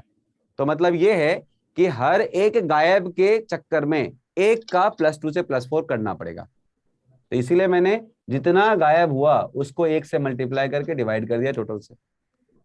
Okay sir. सर ये सब में होगा? ये सब में होगा मतलब मिस्टर into 1 इसमें हुआ ना, पीछे वाला भी तो ×2 हो रहा था। अभी तो समझा ये वाला +2 क्यों हो रहा है? बताओ ये वाला 2 क्यों मल्टीप्लाई हो रहा है? क्योंकि यहाँ पर जो +2 से +3 पे जा रहे हो, उस वाले में +2 से +4 पे जा रहे थे, तो हर +2 के लॉस को एक ट्रांजिशन ही ओवरकम कर दे रहा था। यहां पर एक +2 के लॉस को 2 ट्रांजिशन ओवरकम करेगा। एक तो ये वाला कर रहा है, एक तो ये वाला कर रहा है। क्योंकि यहाँ पे 2 एटम गए हैं तो 4 ट्रांजिशन ओवरकम कर रहा है, क्योंकि 4 का लॉस हुआ ना। अगर यहां से एक +2 गायब हुआ, यहां से एक +2 गायब हुआ, तो कितने +2 का लॉस हुआ? 4 +2 का लॉस हुआ। आई मीन 4 प्लस का लॉस हुआ। अब 4 प्लस को कंपनसेट करना है, और कंपनसेट करने के लिए आप एक ही चार्ज बढ़ा सकते हो, बिकॉज आयरन का या तो फेरस होगा या तो फेरिक होगा। तो फेरस से फेरिक किया तो 1 बढ़ा, फेरस से फेरिक किया 1 बढ़ा, फेरस से फेरिक किया 1 बढ़ा, फेरस से फेरिक किया 1 बढ़ा, टोटल मिला के 4 हुए। तो गायब हुए 2 + 2, गायब हुए 2 + 2, और कन्वर्ट करना पड़ा 4 को आगे। तो मतलब क्या हुआ? 2 से दुगुना हो गया ना बेटा, वो 2 से दुगुना हो गया। तो अगर गायब होगा 0.07 + 2, तो बताओ कितना कन्वर्ट करना पड़ेगा +3 में? उसका दुगुना कन्वर्ट करना पड़ेगा ताकि चार्ज बैलेंस हो जाए। आगे और जितना कन्वर्ट करना पड़ेगा वही क्या है? Percentage Fe +3। Yes sir. तो वही हमने दुगुना से मल्टीप्लाई करके डिवाइड कर दिया। 0.93 से जो टोटल है इनटू क्या कर दिया? 100। Okay sir. आ गया? यस सर जो सर। सर जो 0.92 है वो उसके नंबर ऑफ मोल्स है ना? उसके नंबर ऑफ मोल्स नहीं बोल सकते। बेसिकली इसको बोलते तो अपन एटॉमिसिटी, बट होता भी नहीं है वो। बेसिकली ओवरऑल लैटिस का बात हो गया बेटा। ऐसे एक बार पहले वाली स्लाइड दिखा दीजिए। डेनोटेशन। हाँ क्या बोल रहे बाबू? सर पहले वाली स्लाइड देखनी है, वो जो मेटल एक्स, नहीं सर मेटल एक्सेस में जो थी एडिशन ऑफ मेटल वाली स्लाइड, वो ये वाला। Yes sir. लिथियम का कौन सा कलर था? क्या बाबू? लिथियम का कौन सा कलर था? Lithium crimson red. Crimson red भी बोलते हैं, ब्रिक रेड भी बोलते हैं। पिंक होता है किसका? सर आप बता रहे थे सर वो मोल वाला जो डाउट था। कौन सा मोल डाउट था सर? वो 0.93 मोल्स होते हैं। बेसिकली बेटा लैटिस स्ट्रक्चर की पूरी स्टडी है। अब लैटिस से कुछ अगर गायब हो गया तो वो पूरे लैटिस के स्टोइकियोमेट्री को क्या कर रहा है? इम्पैक्ट कर रहा है। सर मतलब 1 यूनिट हुआ वो बेसिकली। हाँ बेसिकली उसको एक यूनिट मान रहा है। अब वो एक मॉलिक्यूलर फार्मूला नहीं है, अब एक मॉलिक्यूलर फार्मूला यूनिट नहीं है, वो क्या है बताओ? पूरा यूनिट है। तो उस यूनिट से थोड़ा एवरेज लॉस हो गया है। अब चूंकि वो Cl में लॉस नहीं हुआ है, वो ऑक्सीजन में लॉस नहीं हुआ है, इस कारण से मैं ओवरऑल सामने नहीं लगा सकता उसको। वो लॉस बस निकेल का है, वो बस लॉस आयरन का है उस लैटिस से। इसलिए मैं आयरन के स्टोइकियोमेट्री में क्या कर रहा हूं, थोड़े बहुत कमी ला रहा हूं। अगर साथ में ऑक्सीजन भी गए होते तो मैं सीधा क्या लिखता कि अगर साथ में ऑक्सीजन भी गए होते तो मैं सीधा लिखता 0.93 FeO, ऐसा लिखता ना। यस बट अभी लॉस किसका हुआ है, बस आयरन का हो गया।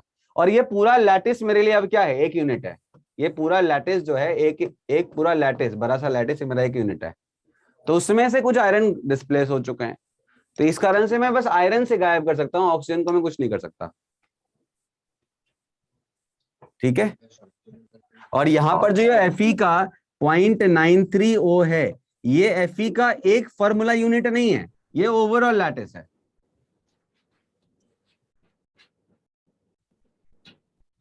अंडरस्टूड। याद करना है कि कौन सा मेटल क्या कलर देगा, कौन सा मेटल क्या कलर देगा, याद करना है, बिल्कुल याद करना है भाई। क्वेश्चन आएगा तो क्या करेगा, याद करना पड़ेगा ना। चलो अब यहाँ देखो प्रॉपर्टीज। हर्षित बोले से last relation of radius with diamond. बेटा ये क्वेश्चन कल आपको एक फैजल से डिस्कस करेंगे, उसमें डायमंड के ऊपर थोड़ी बहुत और बातें। ये डीपीपी में क्वेश्चन था ये सर। हाँ वही मैं बोल रहा हूँ, कल ट्यूटोरियल सीट है ना, उसमें कुछ ऐसे टॉपिक होंगे जैसे कि डायमंड का स्ट्रक्चर है, इसके ऊपर थोड़ी बहुत और फर्दर चीजें वो बता देंगे। ठीक है। वो मैंने देखा क्वेश्चन तो मैंने बोला सर ये वाला आप इसको थोड़ा समझा देना, क्योंकि ये वाला में हमने डिस्कशन बहुत ज्यादा नहीं किया है। सर वो ट्यूटोरियल शीट हमें मिलेगी क्या ट्राई करने की? हाँ बिल्कुल मिलेगी तुमको। ट्यूटोरियल शीट ट्राई करने नहीं मिलेगी, मेरे से यहाँ पे बैठ के डिस्कस करोगे, फिर तुमको ऐसे मिल जाएगी हार्ड कॉपी में या फिर सॉफ्ट कॉपी में। अब यहाँ देखो ये लास्ट टॉपिक है इलेक्ट्रिकल प्रॉपर्टी। ऑल्दो मैं ये कभी नहीं पढ़ाता था, लेकिन इस बार इसलिए पढ़ा रहा हूँ क्योंकि तुम्हारा मतलब आत्मिक संतुष्टि हो जाए और तुम थोड़ा सा शांति से चैन से रहो। ये कहीं भी आगे पढ़ना है, इलेक्ट्रिकल प्रॉपर्टीज हमें पढ़नी होती है सेमीकंडक्टर्स के अंदर, पढ़ाया जाएगा ऑर्गेनिक केमिस्ट्री फिजिक्स के अंदर बहुत प्यार से। सेमीकंडक्टर एक टॉपिक आएगा मॉडर्न फिजिक्स के अंदर, इसलिए मैं नहीं इसको पढ़ाता था, बट फिर भी समझ लेते हैं थोड़ा बहुत। बेसिकली क्या है, पहला कंडक्टर है, दूसरा इंसुलेटर है, तीसरा सेमीकंडक्टर है। कंडक्टर में क्या होता है, दो तरह की चीजें होती हैं, एक होती है कंडक्शन बैंड, एक होता है वैलेंस बैंड।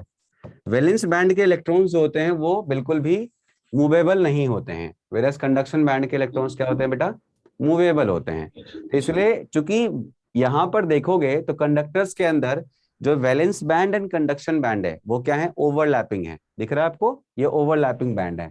तो ये ओवरलैपिंग बैंड होने के कारण जो इलेक्ट्रॉन हैं वो ऑलमोस्ट कंडक्शन बैंड में ही होते हैं, और जिस कारण से कंडक्टर होते हैं इलेक्ट्रिसिटी के। और हमें पता भी है जो भी मेटल्स कंडक्टर होते हैं उनका इलेक्ट्रॉन ऑलमोस्ट फ्री होता है। तो बेसिकली कंडक्शन बैंड जो है कि इमेजिनेशन है, ऐसा कोई बनाया हुआ बाउंड्री नहीं है, इमेजिनेशन है। अगर इलेक्ट्रॉन के पास एनर्जी ज्यादा है, अगर वो मूव कर सकता है, अगर वो एक पर्टिकुलर डायरेक्शन में ओरिएंट हो सकता है और फ्रीली आगे बढ़ सकता है, तो हम बोलेंगे वो कंडक्शन बैंड का इलेक्ट्रॉन है। वेराज अगर इलेक्ट्रॉन किसी बॉन्डिंग कंडीशन में है जहां से वो मूव नहीं कर सकता, लेट्स सपोज कोवेलेंट बॉन्ड है, तो वैसे केस में हम बोलेंगे ये कंडक्शन बैंड का इलेक्ट्रॉन है, मतलब इसकी एनर्जी कंपैरेटिवली कम है।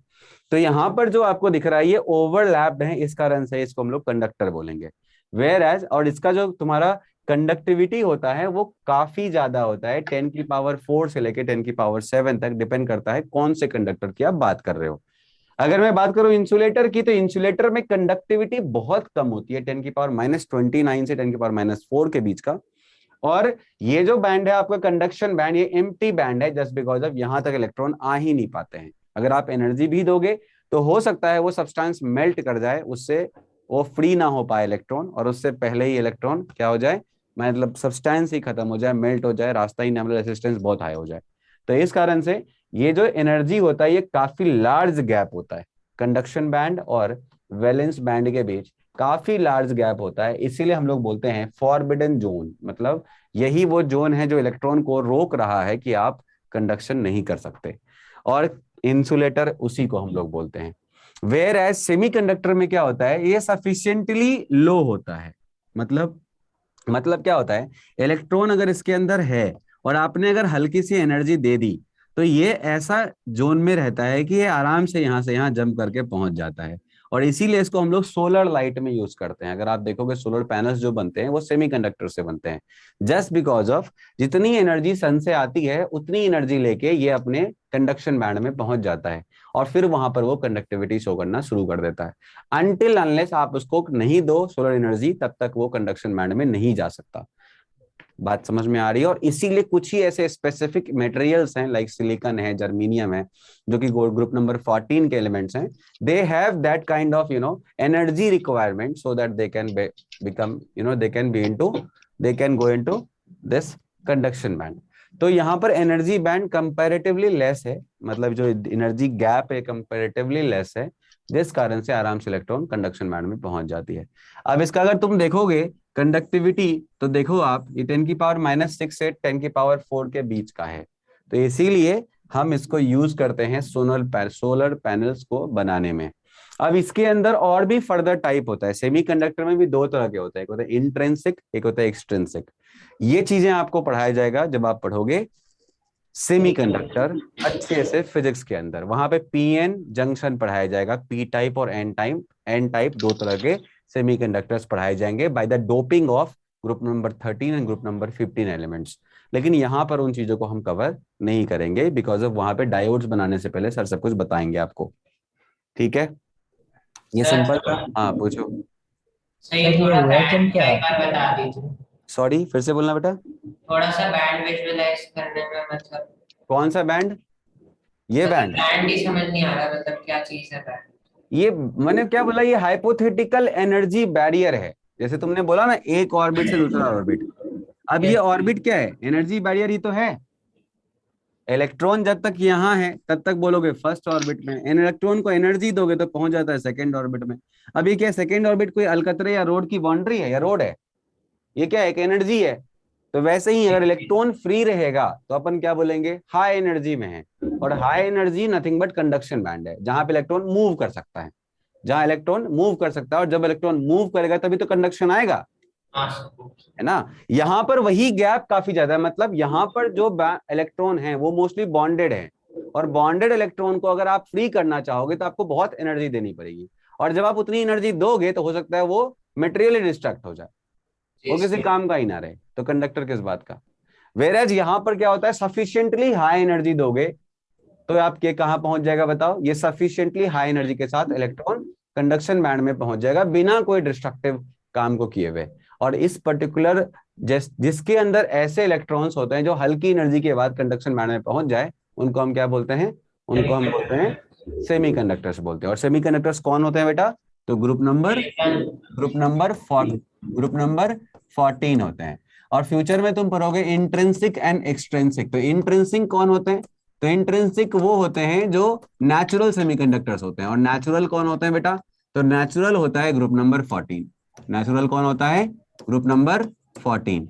और दूसरा होता है एक्सट्रिंसिक। अब एक्सट्रिंसिक के अंदर क्या होगा कि यहाँ पर तुमको दो तरह से बनाए जाते हैं, एक होता है पी टाइप और दूसरा होता है एन टाइप।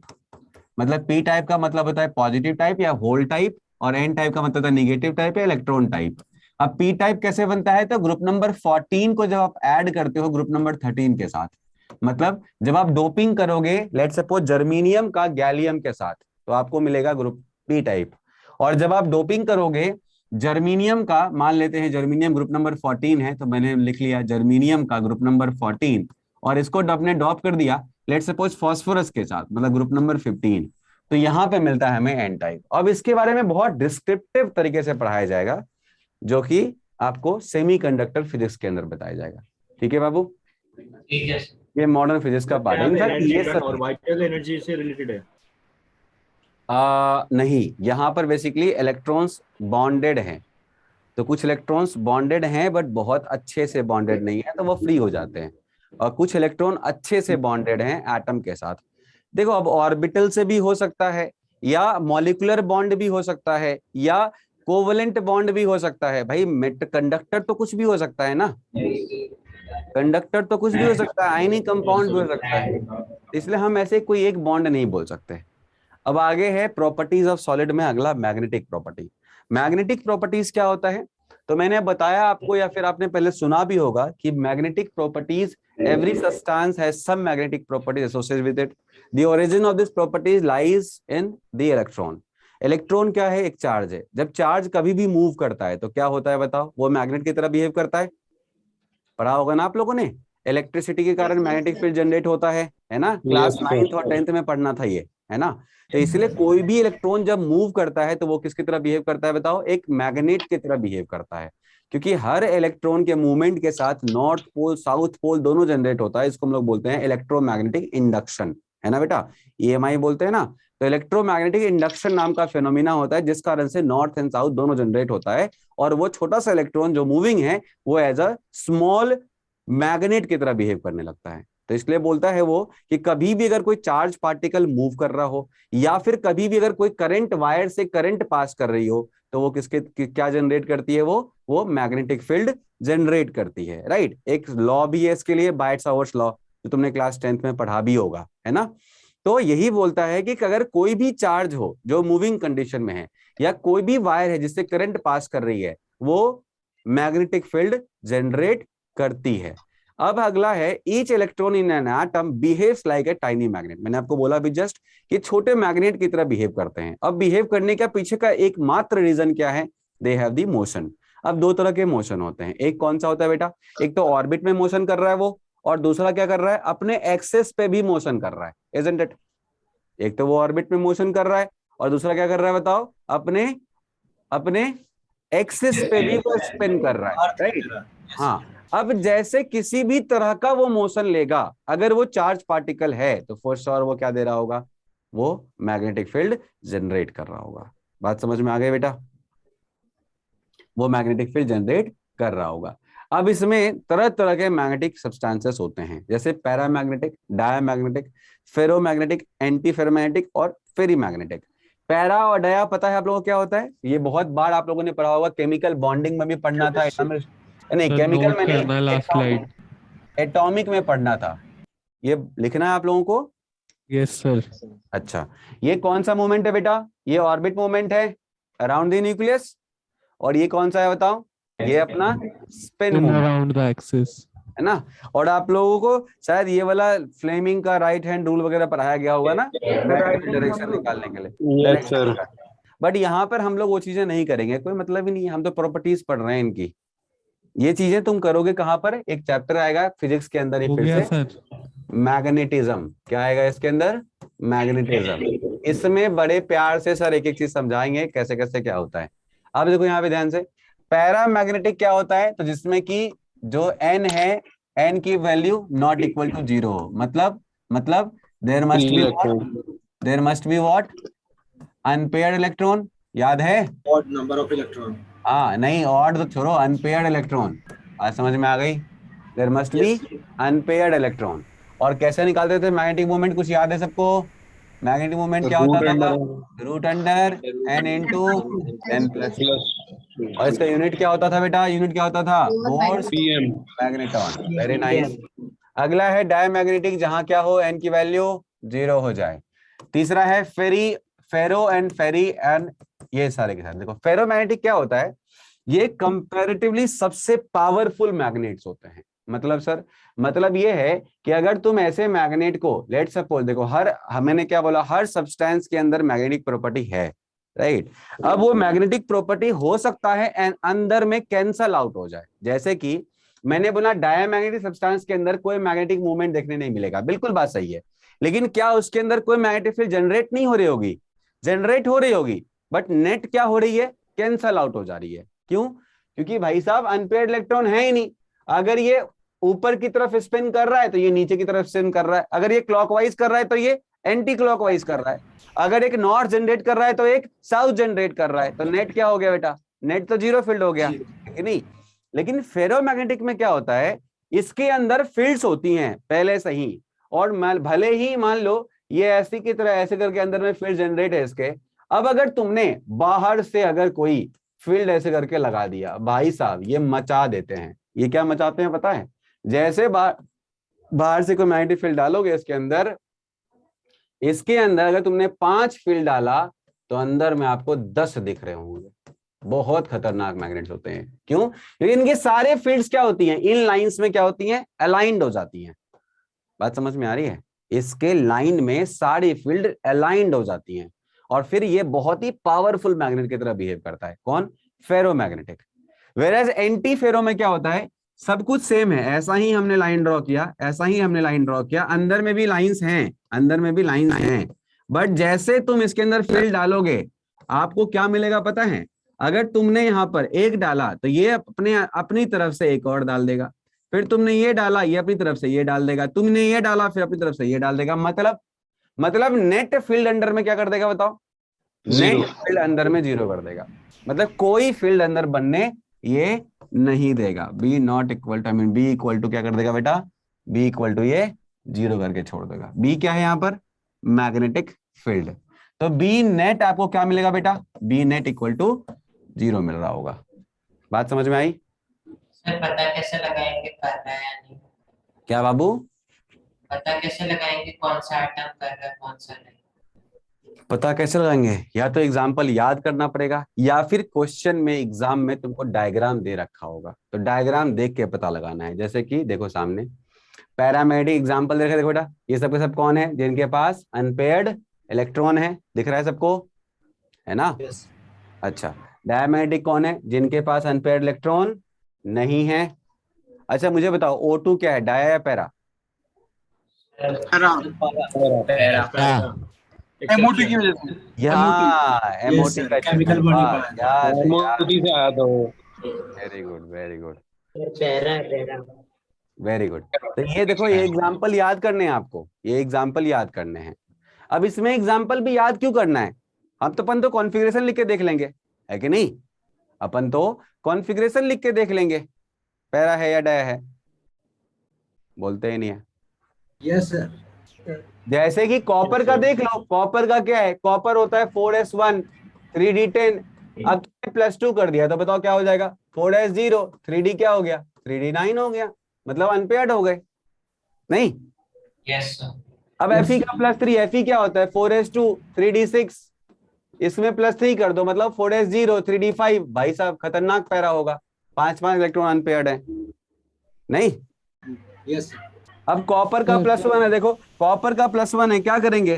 तो कॉपर हमें पता है 29, तो 4s1 3d10, अब +1 है मतलब इससे एक इलेक्ट्रॉन निकाल दो इसको, तो क्या बन जाएगा? 4s0 3d10, पूरे पेयर्ड है, डायमैग्नेटिक हो गए।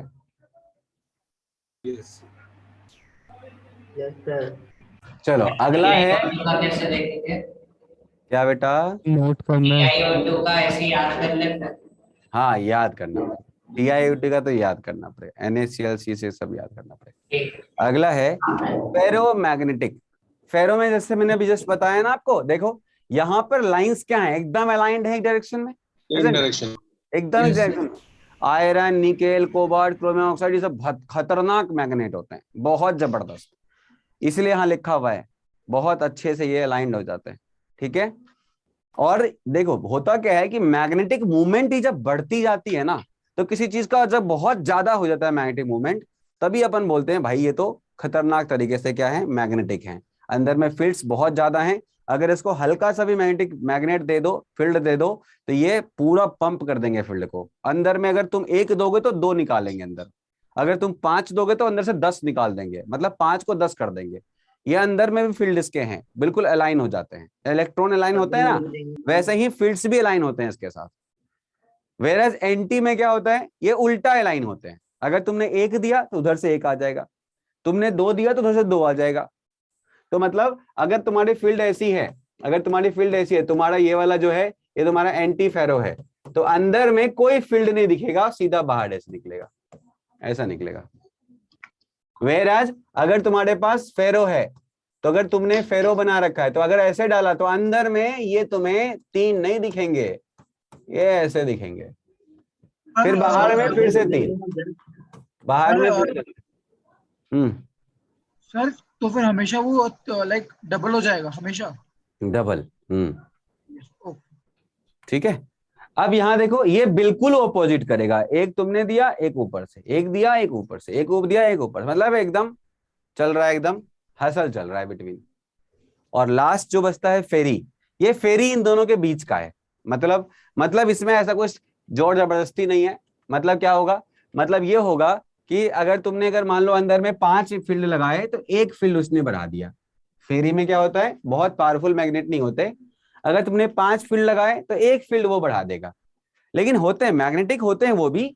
ऐसे मान लो अंदर में अगर तुमने यहां से लेट सपोज 4 फील्ड दिए तो अंदर में हो सकता है वो 5 हो जाए, 10 नहीं करेगा ये, समझ रहे हो, वो 10 नहीं करेगा, बहुत पावरफुल मैग्नेट नहीं होते। या फिर ऐसा बोल सकते हो कि अगर मान लो अंदर में 3 ऐसा है तो एक ऐसा हो जाएगा, फिर ऐसा 2 दे दो, ऐसे करके। तो फेरी बीच का होता है। अब देखो example, which of the following arrangement shows the alignment of magnetic moment of anti ferromagnetic substance. अब देखो दे रखा है ना सब्सटेंस, डी है ना, तो है ना। अब ये क्वेश्चन ऐसे डायग्राम बना के दे देगा, है ना, डी आपको डायग्राम बना के देगा, तो आपको पता होना चाहिए। थैंक यू सर, अब नोट कर ले। Thank you sir. Thank you sir. और सर फेरी में अगर हम 5 देते हैं तो फिर वो 5 या 10 के बीच में कितने भी बढ़ सकते हैं ना, ऐसा कोई नंबर कोई कैलकुलेशन नहीं। सर लास्ट पार्ट ये भी आपने जो कराया है, इसकी वेटेज क्या है केमिस्ट्री में? इसका वेटेज केमिस्ट्री में मुझे लगता है 1% भी नहीं है, क्योंकि ये फिजिक्स में पूछे जाते हैं, केमिस्ट्री में नहीं आते। लेकिन तुम्हारे आत्मा की शांति भी जरूरी है। हो सकता है टेस्ट में क्वेश्चन आ जाए, तुम साले बोलने शुरू कर दो भाई पढ़ाया नहीं। सर आइसोमॉर्फिज्म अभी भी रहता है टेस्ट में? अरे डेफिनेशन पढ़ ले बे, आंसर की में था ना डेफिनेशन। एनसीईआरटी पढ़ी, मुझे मिला नहीं इसलिए पूछा। सेम क्रिस्टलाइन स्ट्रक्चर है, जाके आंसर की में पढ़ लो ना, आइसोमॉर्फिज्म। ऐसे तो पढ़ाना शुरू करेंगे तो पता चला कि हम 3 साल सॉलिड स्टडी पढ़ा रहे हैं। हाँ What is the crystallization of aluminium? What is the coordination number? What is the coordination of aluminium in AlCl3 crystallization state? Yes sir. AlCl3 कौन सा टाइप है? इसकी कोऑर्डिनेशन नंबर कितनी है एल्यूमिनियम? सर में लिखा ही नहीं है, सर में लिखा ही नहीं है। क्या नहीं लिखा है? कि कौन सा टाइप है AlCl3। मैं देख के बता देता ना, अगर बीसीसी स्ट्रक्चर पता चल जाए तो तुरंत बता देंगे। सर तो फिर क्वेश्चन में हमें गिवन होना चाहिए ना। हमें पढ़ना नहीं है ऐसे, बट अगर कहीं भी ऐसे रैंडम क्वेश्चन आ जाता है तो कर सकते हैं। बस बता दो वो टाइप कौन सा है तो बना देंगे। टाइप दिया हुआ नहीं है। तो वो क्वेश्चन में गिवन होना चाहिए ना कि वो कौन सा टाइप है। ऑब्वियसली नहीं दे रखा है तो कुछ नहीं कर सकते। सर मोनोक्लिनिक दे रखा है, उसमें तो सब अनइक्वल होता है। मोनोक्लिनिक दे रखा है? नहीं सर, नहीं दे रखा। सर कुछ नहीं दे रखा सर, कुछ भी नहीं दे रखा क्वेश्चन में। अरे रुक जाओ,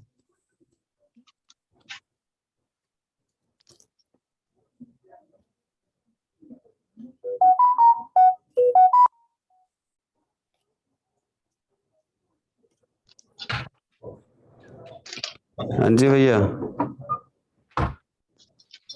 क्या पूछ रहे हैं वो बताना।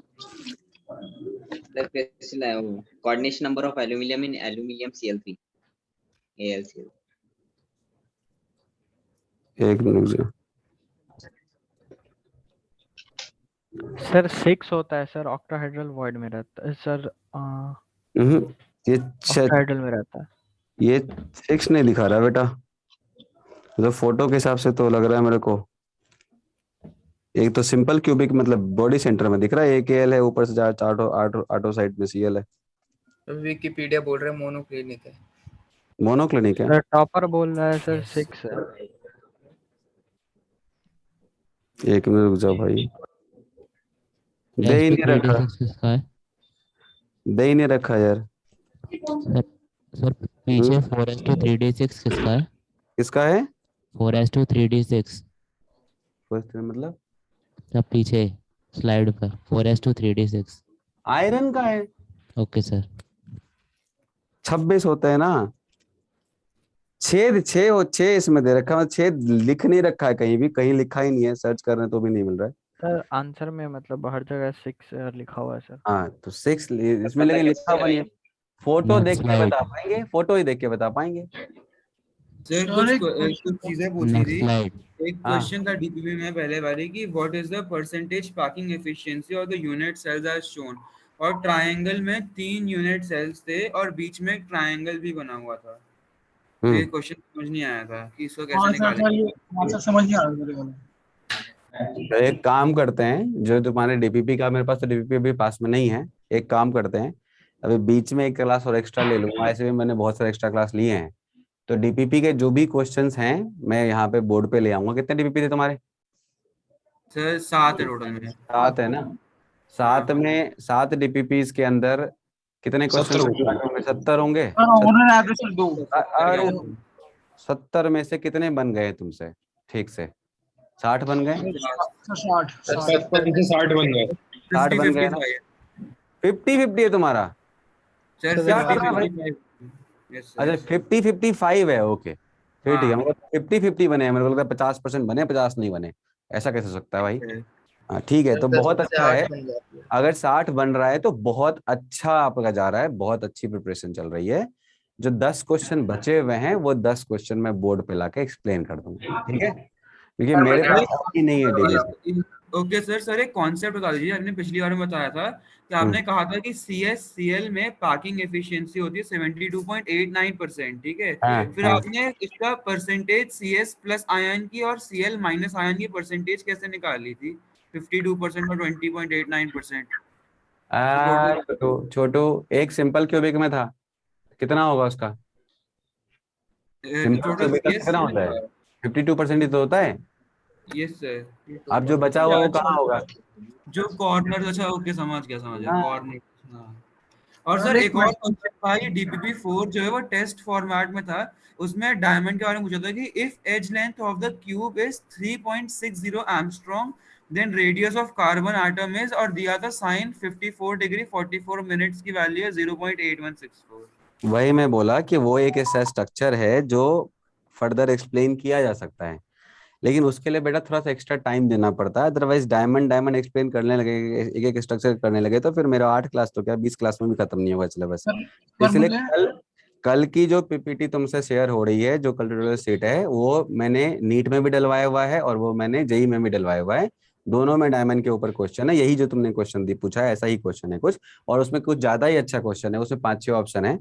तो वो वाला एक बार डिस्कस करेंगे, तो मैं नीट में डिस्कस कर लूंगा और फैजल सर जेई में कर लेंगे, ठीक है?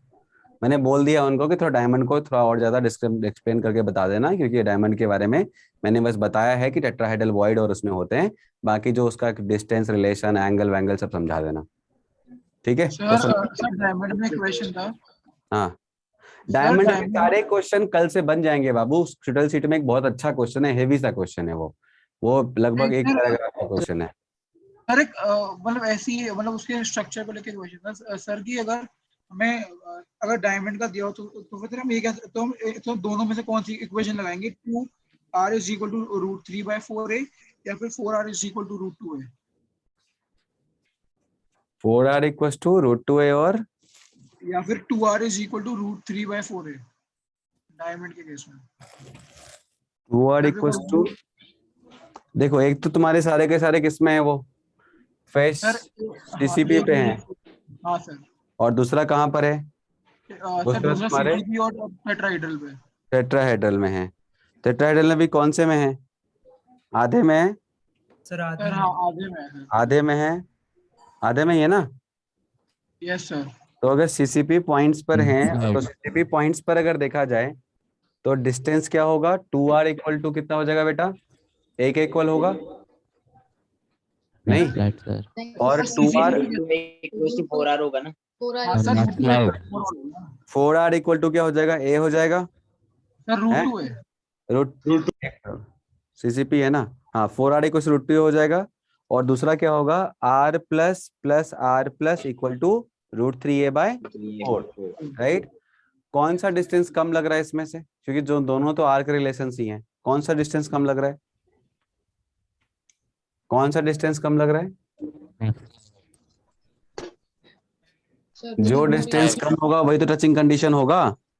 √3a/4। कौन सा डिस्टेंस कम है? √3/4 है। एक मिनट रुको जी, ट्यूटोरियल एक मिनट रुक जाओ। एक क्वेश्चन मैं तुमको देता हूँ, ट्यूटोरियल सीट का ही है, जो मैं कल डिस्कस करूंगा। और तो कम वाला ले लेना जो मेंटी क्विज है अब संडे को। क्या बोल रहे हो? सर मेंटी क्विज है संडे को। संडे को मेंटी क्विज, हाँ बोला तो है, लगाएगा वो। सर संडे रहने दो, ट्यूसडे रख लीजिए। क्यों?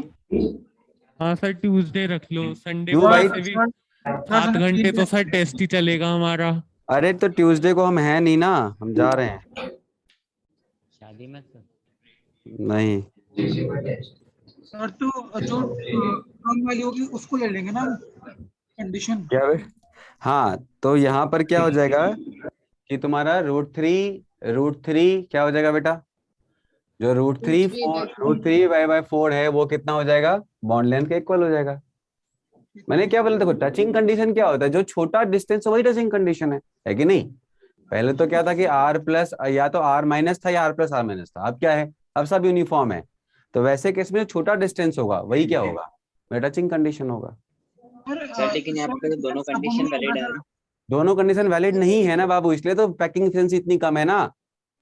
34% जो पैकिंग एफिशिएंसी आ रही है इतनी कम क्यों आ रही है? क्योंकि दोनों कंडीशन वैलिड नहीं है। तो इसका मतलब कि जो FCC वाली कंडीशन जो आती है कि जो नहीं, वो यहाँ पे फॉलो नहीं करेंगे। हमेशा याद रखना, अगर दो सिमिलर सिचुएशन है तो वैसे केस में जो छोटा सिचुएशन होगा वही क्या होगा? वही मेरा टचिंग कंडीशन होगा। जैसे मान लो BCC में ही अब हमने बोला होता कि दो इस पे है, अब मैं तुम्हें नहीं बताया होता कि बॉडी सेंटर टच में होता है, तो आप क्या करते? आप वंडर करते कि ये टचिंग कंडीशन है कि ये टचिंग कंडीशन है। तो मैंने आपको बता दिया ये टचिंग कंडीशन है, तो आपने जोड़ लिया। लेकिन बताने के पीछे का लॉजिक क्या था? सोचो, ये डिस्टेंस कम है, ये डिस्टेंस क्या है? ज्यादा है। नहीं आया? ये बॉडी सेंटर वाला डिस्टेंस क्या था? कब था? ये डिस्टेंस क्या था? ज्यादा था। टचिंग कंडीशन पे कौन होंगे? जो लोअर डिस्टेंस पर है। यस सर, अब समझ में आ गया। ठीक है, इसलिए यहाँ पर भी दो कंडीशंस आए सामने, तो जो लोअर कंडीशन होगा, जो लोअर डिस्टेंस होगा वही क्या होगा? टचिंग कंडीशन होगा। तो डायमंड में क्या हो जाएगा? R+R = √3a/4। क्लियर है बेटा? लेकिन ये रिलेशन तो दोनों ही होंगे ना? बेटा हाँ, पूछो अगला। मेरा अगला YouTube लाइव सेशन है कल। हाँ पूछ लो जल्दी खत्म। सर की पैकिंग एफिशिएंसी किसी भी मॉलिक्यूल का क्या गवर्न करती है? मतलब कि उसकी स्टेबिलिटी गवर्न करती है, क्या गवर्न करती है? ये मैंने स्टार्टिंग में ही बोला था और अभी भी बोल रहा हूँ। पैकिंग एफिशिएंसी सेज कि how much impacted, I mean the packed structure that is. अब स्टेबिलिटी को ऐसा तो उससे कोई मतलब नहीं बेटा। अगर बॉन्ड मान लो उनके बीच का कोवलेंट है, या उनके बीच का बॉन्ड जो है वो अगर मान लो वेंडरवॉल है, लैटिस स्ट्रक्चर है बट बॉन्ड वेंडरवॉल है, तो क्या वो स्टेबल हो जाएगा? स्टेबल नहीं होगा। वो बॉन्ड कौन सा वाला है कि लैटिस बना तो आयनिक लैटिस क्यों पढ़ रहे हैं? बिकॉज बॉन्ड स्टेबल है उसका। अब आयनिक अगर तुमने पहले ही बोल दिया कि आयनिक बॉन्ड है, अब उसके बाद सिर्फ पैकिंग एफिशिएंसी जो है वो हाई आ रही है, तो मतलब है वो स्ट्रक्चर क्या होगा? कंपैरेटिवली मोर स्टेबल होगा। सर तो अगर दो बॉन्ड आयनिक हैं एंड फिर उसके बाद हम अगर उसकी पैकिंग एफिशिएंसी चेक करें तो फिर जो ज्यादा पैक्ड होगा वो ज्यादा वो स्टेबल। ज्यादा अच्छा, बिल्कुल ठीक है। तो बस packing efficiency can never be the answer. हाँ पूछो आगे। डेंसिटी दे रखी थी, सरफेस एरिया पे बताना था कितना सिल्वर है, वो एक क्वेश्चन पूछा। सर आपकी आवाज गई।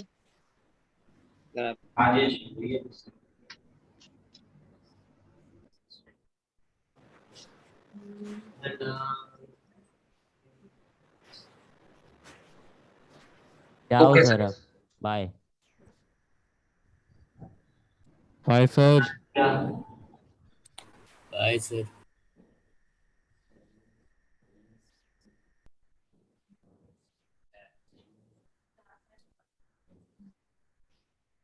सुबह 10 बजे। सर सुबह 10 बजे? सर कल 2 क्लास, ट्यूटोरियल कल 3 किस क्लास टाइम है पे हमारी, डिस्कस होगी? कल 3 क्लास है। पागल हो जाऊंगा।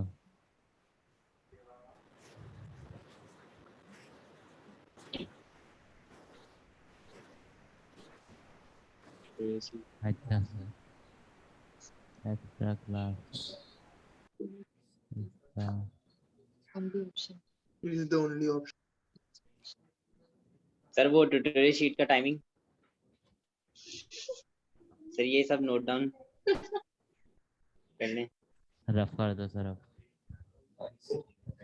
5:45 से होगा सर वॉइस चली गई क्या? लेकिन 2 क्लास तो ऑलरेडी था। बहुत ज्यादा क्लास हो रही है। क्लास खत्म हो गई क्या? सर आवाज आ रही है। सर नोट्स जल्दी भिजवा देना आज। Bye sir. सब बाय तो कर दो। Sir thank you sir. सब बड़े दिनों बाद भी मिलेंगे। Thank you, sir. एक मिनट रुक।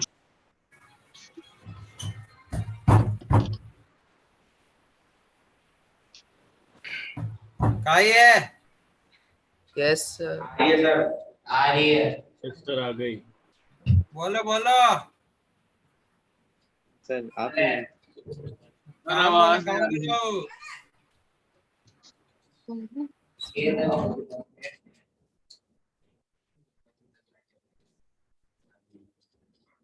तो नहीं आ रही आवाज आई?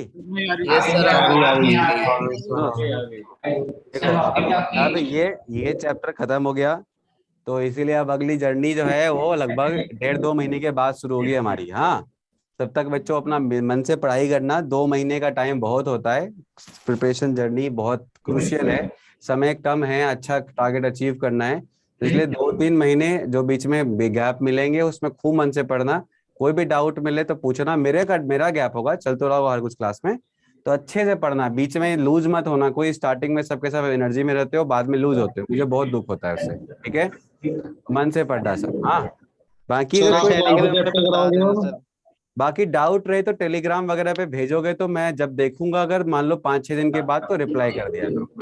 टेलीग्राम का वो भेज दीजिए सर नंबर। आपका नंबर दीजिए तो व्हाट्सएप में भेज दूंगा। बहुत नंबर दे दो तो मैं अपनी जिंदगी यहीं पे छोड़ के निकल। टेलीग्राम में कैसे मैसेज करें आपको? टेलीग्राम पे मैसेज टाइप करो ऐसे करके। अरे सर आपका मतलब कांटेक्ट नहीं है, बता दो। चलो बाय। अरे एक मिनट बता दो। नंबर दे दो। बाय। चल